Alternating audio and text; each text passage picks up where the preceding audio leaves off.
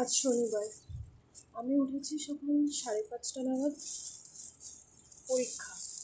তো যথারীতি আমি 5:30 থেকে ওই 6টা পর্যন্ত আমার নিজেকে প্রিপেয়ার করতে সময় লেগে যায়, ঘুম ভাঙাতে ভাঙাতে। তারপর আমি পড়তে বসি। তো আজকে পড়ছিলাম, হঠাৎ করে বাবা ডাকলো, বললো ঘরের পাশে নাকি দুটো বট গাছ হয়েছে। তো শুনেছি বট অশ্বত্থ গাছ হওয়া নাকি ভালো নয়, বাড়ি নষ্ট হয়ে যায়। তো যথারীতি আমাকে ডেকে পাঠানো হলো ওই বটগাছটাকে তোলার জন্য। তো যাই হোক, বটগাছ তুলতে গিয়ে বেশ কিছু নয়নতারার চারা পেয়েছি, অনেকগুলো, প্রায় 8-10টা। আমাদের তুলসী মঞ্চে হয়েছিল। তো ওখানে এতগুলো চারা বড় হওয়া সম্ভব না এবং ফুলও ঠিকঠাক দেবে না, তাই আমি সব কটাকে তুলে নিয়ে এসেছি। আরেক সময় দেখাবো, আমাদের ঘরে তার দিয়ে দিয়ে প্রচুর নয়নতারা হয়েছে। তো যাই হোক, আমি এগুলোকে এখন রিপোর্টিং করব।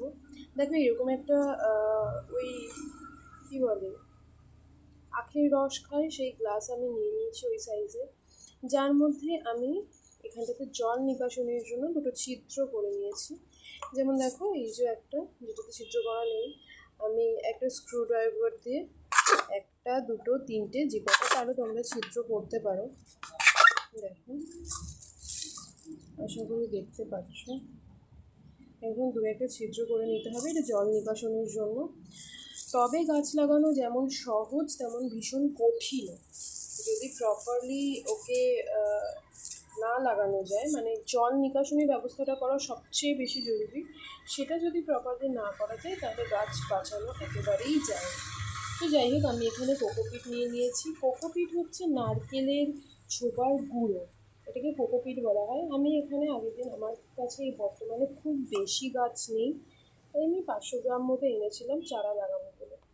তো দেখো, এই কোকোপিটেই একে এখন লাগিয়ে দিচ্ছি। আমি ঠিক আজ থেকে 15-20 দিন অথবা 1 মাস পর এরা যখন একটু বড় হয়ে যাবে, আমি এগুলোকে টবে দিয়ে দেবো।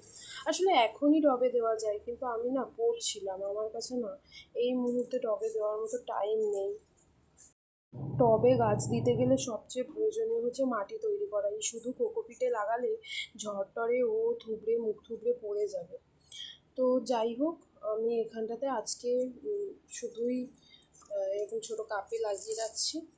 যদি সম্ভব হয়, আমি মাটি তৈরি করতে গেলে আমার ছাদের মাটিটাকে না চালতে হবে বলতে বালি চালনি দিয়ে ওটাকে মাটিটাকে চেলে ঝুরঝুরে করতে হবে, তাতে কোকোপিট মেশাতে হবে, বালি মেশাতে হবে, এরকম নানান ব্যাপার রয়েছে টবে গাছ লাগানোর। যারা লাগায় বা লাগান গাছ, তারা অবশ্যই জানেন যে কী প্রসেসে গাছ ঠিক লাগানো হয়। যতটা কঠিন মনে হচ্ছে ততটা নয়, আবার যতটা ইজি মনে হচ্ছে ঠিক ততটাও নয়। ওই যে বললাম, জল নিকাশনের ব্যবস্থাটা একটু ভালো করে করতে হবে। আমি এখানে 2-4টে পাতা ছিঁড়ে দেবো, তার কারণ হচ্ছে এগুলো মরে গেছে পাতাগুলো। এই তো, আমি সব গাছগুলো লাগিয়ে নিলাম এক এক করে। একটা সময় ছিল যখন আমার কাছে প্রচুর গাছ ছিল, 300-350টা গাছ ছিল। এখন আর পড়াশোনার চাপে এসব করে হয়ে ওঠে না। তবুও আবার পুনরায় শুরু করেছি, জানি না আদৌ আমি এটাকে ধরে রাখতে পারবো কিনা, চেষ্টা করব।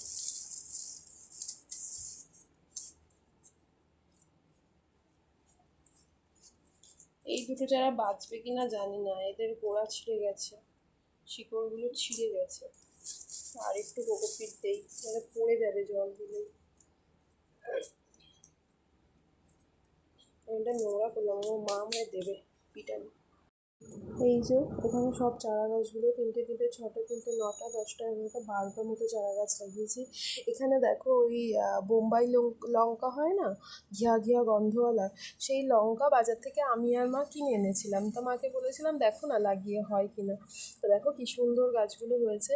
এগুলোকে তুলবো না, এগুলো আরেকটু স্টেবল হোক। যেমন ধরো এইগুলোর দেখো, মানে কি বলে এটাকে, কাণ্ডটা বেশ শক্ত হয়েছে, একে এখন টবে লাগানো যাবে। এর টবে বা অন্য কোথাও আমরা যদি একে লাগাই, সেই পরিবেশে নিজেকে স্টেবল রাখতে পারবে। কিন্তু আমি যদি এই গাছটাকে এখন তুলি, এর কাণ্ডটা দেখেছো এখনো সবুজ, দেখেছো? এগুলোকে এক্ষুনি যদি আমি তুলি না, মারা যাবে। একে বাঁচানো সম্ভব না, বাঁচানো যাবে কোনো ঠান্ডা জায়গায়, একে সবসময় পর্যবেক্ষণে রেখে বাঁচানো যাবে। কিন্তু আমি যেহেতু অফিস যাই, পড়াশুনো করি, খুব বেশি এদেরকে আমি টাইম দিতে পারবো না, তাই জন্য আমি এক্ষুনি একে তুলবো না, একটু স্টেবল হোক, এর গোড়াটা একটু শক্ত হোক, তারপরে আমি এদেরকে তুলবো। আর এখানে কিছু টাইম ফুল গাছ আছে, এটা আমার শখ, লাইক শখ মিন্স এরকম জাস্ট ওই ঘর সাজানোর জন্য দু একটা ছাদ থেকে তুলে এনেছিলাম। এরা কিন্তু মানে প্রচুর ঝাড় আছে আমার ছাদে। এই মুহূর্তে আমার রৌদ্রের মধ্যে যাওয়াটা পসিবল না, না হলে আমি দেখাতাম। প্রচুর মানে প্রচুর মিন্স প্রচুর, আমরা এরম মুঠো মুঠো করে তুলে ফেলে দিই। শুনেছি অনেকেই শাক খায়, কীভাবে খায় আমাকে একটু কমেন্ট করে জানিও তো প্লিজ, আমার না জানা নেই। অনেকে বলে এই যেই কাণ্ডটা হয় ভাজা করে নাকি খাওয়া যায়, আমি কখনো শুনিনি বা কাউকে কখনো দেখিনি। ও দারুণ কথা, এই দেখো এর এখানে একটা বীজ হয়েছে, দেখতে পাচ্ছ? এইটাই ঝরে পড়ে এবারে গাছ জন্ম।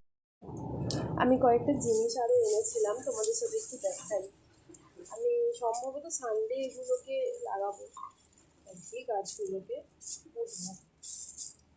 দেখো এটা হচ্ছে লাউয়ের দানা, এটা 15 টাকা নিয়েছিল এই কয়েকটা দানা, দেখতে পাচ্ছ? এটা হচ্ছে লাউয়ের দানা, এটা ভেন্ডির দানা। আমি দেখেছি এই গ্রিন কালার করা অথবা রেড কালার করা ভেন্ডিগুলো এত সুন্দর হয় না, মানে গাছগুলোকে দানাগুলোকে পুঁতবো, তবে সময় পাচ্ছি না, সবচেয়ে বড় কথা। রবিবারে একটা দিন ছুটি থাকে, নানান কাজ করতে করতে আমার জীবন বেরিয়ে যায়, আর হাফ দিন তো জ্বর অসুখ এসব লেগেই থাকে। এটা হচ্ছে ধনেপাতা, এটাকে তোমরা ঘরেও মানে পুঁততে পারো গাছটাকে। এটা উচ্ছে, এটা হচ্ছে ওই কি বলে এটাকে, এটাকে বলে চিচিঙ্গা, চিচিঙ্গা। আর এটা হচ্ছে শশা গাছ। আমি একবার ছাদে শশা গাছ পুঁতেছিলাম, এত শশা হয়েছিল, লাইক যেমন জমিতে হয় না ওই রকম, বাবা মাচা করে দিয়েছিল। দেখো আমি কিন্তু পড়ছিলাম, হঠাৎই উঠে আমি এইসব করে বেড়াচ্ছিলাম। এখানে আমি কিন্তু পড়াশোনাই করছিলাম, হঠাৎই বাবা ডাকলো, উঠে গিয়ে এইসব গাছপালা নিয়ে পাগলামি করতে শুরু করে দিলাম। যাই হোক, এটা আমার একটা খুব পুরনো রোগ। লকডাউনে আমি জানি না কে কী করে নিজের সময় কাটিয়েছো, বাট আমি প্রচুর গাছ লাগিয়েছি, 300-350টা গাছ লাগিয়েছিলাম, এবং তার 90%ই ফ্লাওয়ার ট্রিজ ছিল। আমার কাছে প্রায় 17 থেকে 18 রকমের গোলাপের ভ্যারাইটি ছিল, জবা ছিল। আনফর্চুনেটলি আমি কিছুই আর রাখতে পারিনি, আমি আমার একটা বন্ধুকে দিয়ে দিয়েছি। তো দেখা যাক, আবার শুরু করেছি, কতটা কি বাগান বানানো যায় অবশ্যই শেয়ার করবো, সঙ্গে থেকে।